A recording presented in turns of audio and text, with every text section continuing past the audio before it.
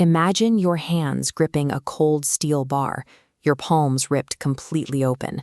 Your muscles are shaking under the load, and your kidneys are failing during an attempt to complete over 4,000 pull-ups.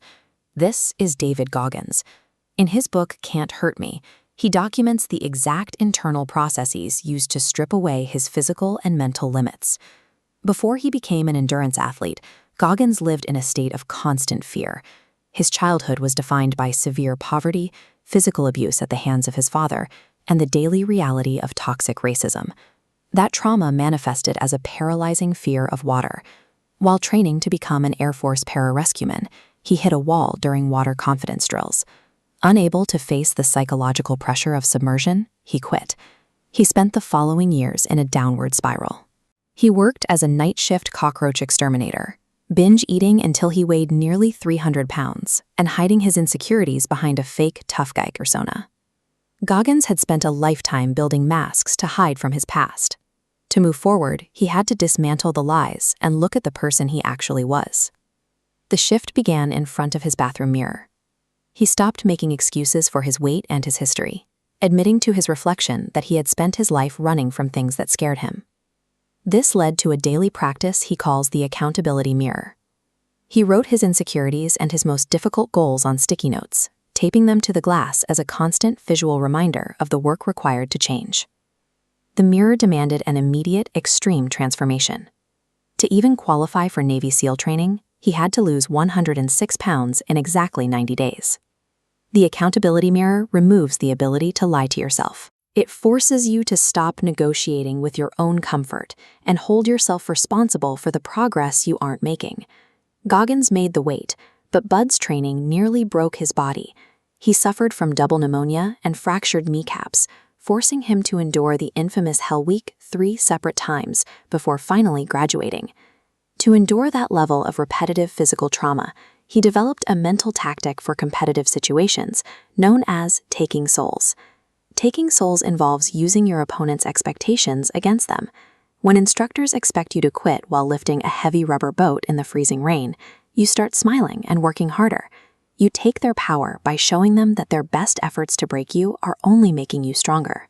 True mental toughness is finding a psychological advantage in your environment. It's the ability to take a painful situation and turn it into a source of aggressive energy.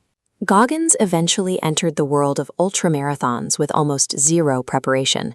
He signed up for a 100-mile race on 3 days' notice, eating Hostess cakes and doing a heavy powerlifting workout the night before the start. It was a dangerous decision.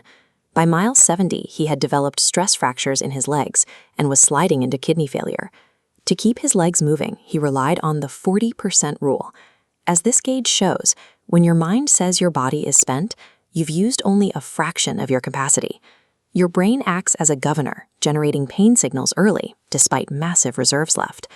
Goggins pushed past that governor using the cookie jar method, accessing memories of previous hardships he had survived to find the strength to finish the race on broken legs. These extreme feats demonstrate that the body is capable of far more than the brain initially allows. Survival is often a test of whether you can override your own internal alarm systems. He later applied these tools to a hyper-specific target, the Guinness World Record for the most pull-ups in 24 hours. He failed twice. The first attempt was derailed by the distractions of a live television set. The second ended in a medical emergency when his kidneys struggled to filter the protein being released by his failing muscles. After each failure, he used the accountability mirror to analyze his performance. He removed the cameras, moved to a quiet gym, and meticulously adjusted his physical pacing for a final attempt. On his third attempt, Goggins completed 4,030 pull-ups in 17 hours, securing the world record and proving his methods could withstand repeated failure. Resilience is built on the ability to analyze a defeat without emotion and willingly return to the same challenge with a better plan.